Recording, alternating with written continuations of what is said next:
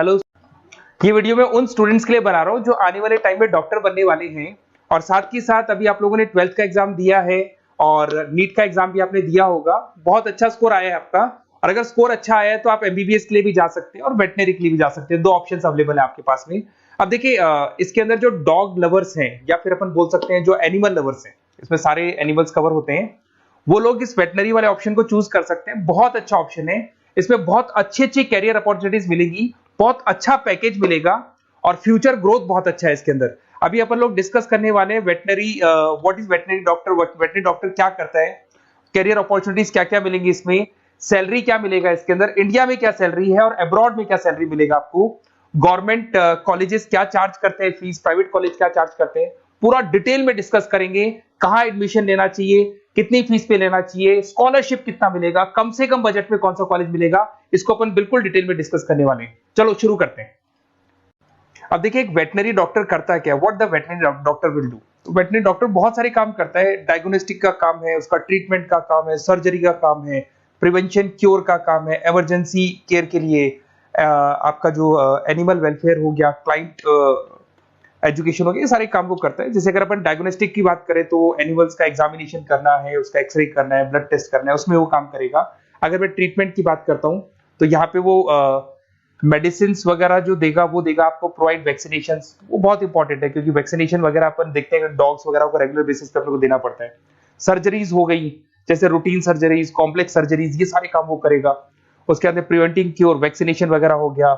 उसके बाद में इमरजेंसी केयर के लिए वो जो काम करेगा, जैसे इमरजेंसी केयर में किसी को किसी एनिमल को कोई प्रॉब्लम आ गया तो उसका लाइफ सेविंग कैसे करना है, इमरजेंसी में कैसे लेना है उसको। एनिमल वेलफेयर में जैसे जो एनिमल वेलफेयर ऑर्गेनाइजेशन होती है उसमें वो काम करेगा।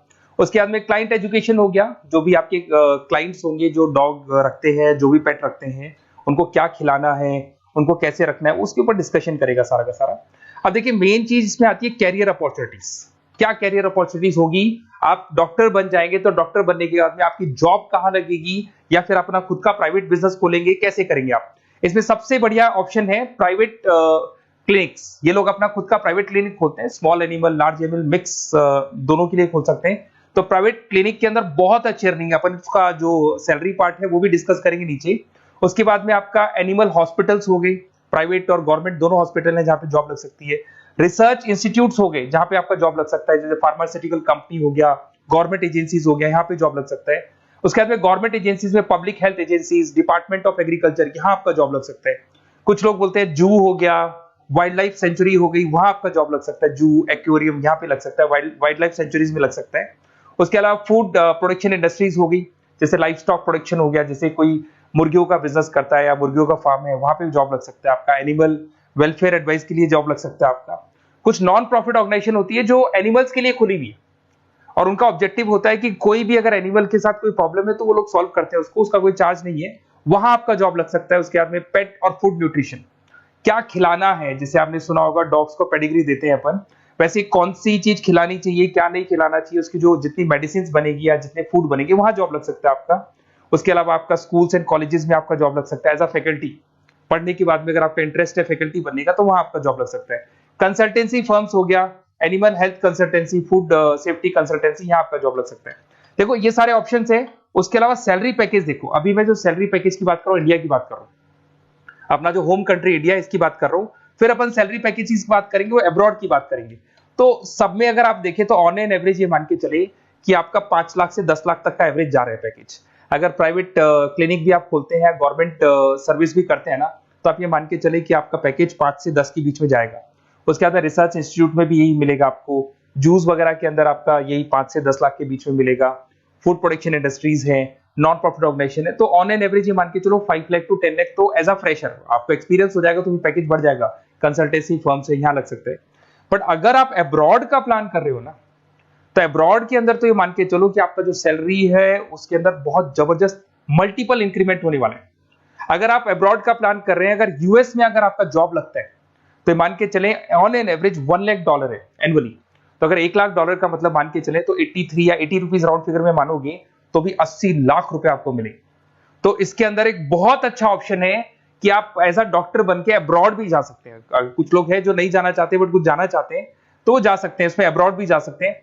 उसमें यूएस है, यूके है, ऑस्ट्रेलिया है, कनाडा है, जर्मनी है, बाकी और बहुत सारी कंट्रीज है जहां पे बहुत अच्छे अच्छे जॉब लगेंगे। ऑन एवरेज मान के चलो 80 लाख, 70-80 लाख रुपए आपको साल के मिल जाएंगे। ये सारे ऑप्शंस हैं। अब मेन चीज पे आते हैं। देखो सीधी सी बात है, अगर इसको करना है तो उसको करने के लिए नीट में स्कोर कितना चाहिए, गवर्नमेंट कॉलेज क्या मांगेगा, प्राइवेट कॉलेज क्या मांगेगा। अगर मैं गवर्नमेंट कॉलेज की बात करता हूं तो नीट में मिनिमम 450 का मार्क्स चाहिए आप। अगर नीट में 450 मार्क्स नहीं है, प्लस आपका 12th में 50% कंपल्सरी है, फिजिक्स, केमिस्ट्री, बायो से होना चाहिए, 50% होना चाहिए, और साथ के साथ नीट के अंदर 450 मार्क्स चाहिए। 5.5 साल का कोर्स है। गवर्नमेंट कॉलेज में अगर आपको मिल जाता है तो सबसे फर्स्ट ऑप्शन यही रखेंगे आप। यहां पर आपका 2 लाख रुपए फीस मान के चलो तो 8 लाख रुपए में आप ये मान लो 8-10 लाख के अंदर अंदर, मतलब मैक्सिमम 10 लाख का खर्चा मान के चलो, इसके अंदर अंदर आपका कंप्लीट कोर्स हो जाएगा अगर गवर्नमेंट कॉलेज मिलता है। बट अगर आपका स्कोर कम है तो मैं आपको एडवाइस करूंगा गो फॉर प्राइवेट कॉलेज, क्योंकि आगे स्कोप बहुत अच्छा है कि वापस जब आप कहीं अब्रॉड जाते हैं या फिर कहीं और जॉब करेंगे तो निकल जाता है सारा पैसा, कोई दिक्कत नहीं है। प्राइवेट कॉलेज के अंदर नीट अपीयर चाहिए। अगर आपका स्कोर कम भी है तो भी चलेगा, नीट अपीयर है तो भी चलेगा। साथ के साथ अगर यहाँ पे ड्यूरेशन देखें तो वही कॉमन रहेगा।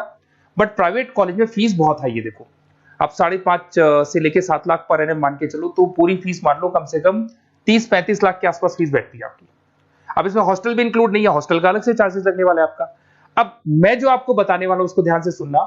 प्राइवेट कॉलेज में बहुत सारे कॉलेजेस हैं जो लोग स्कॉलरशिप पे एडमिशन लेते हैं, बच्चों को पता ही नहीं उन कॉलेज के बारे में। वहां पर हॉस्टल भी इंक्लूड हो जाएगा, स्कॉलरशिप भी मिल जाएगा, और बहुत मिनिमम फीस में आपका एडमिशन हो जाएगा। इतना फीस आपका लगेगा ही नहीं, आप ये मान के चलो। तो उन सारे कॉलेजेस का अपन डिटेल में डिस्कस करेंगे। मेरा नंबर आप लोग के पास है, इस पे जैसे आप कॉल करेंगे तो या तो मैं रिसीव कर लूंगा, अगर मैं रिसीव नहीं करूं तो आप मेरे को मैसेज डाल के छोड़ना, मैं हाथों हाथ डिटेल, मेरे जो डिटेल काउंसलर्स हैं उनसे मैं बात करा दूंगा, वो आपको डिटेल में सारा डिस्कस करेंगे। Okay, best of luck. कोई प्रॉब्लम हो, ये नंबर है मेरा, इस पे कॉल कर सकते हैं। Okay, best of luck.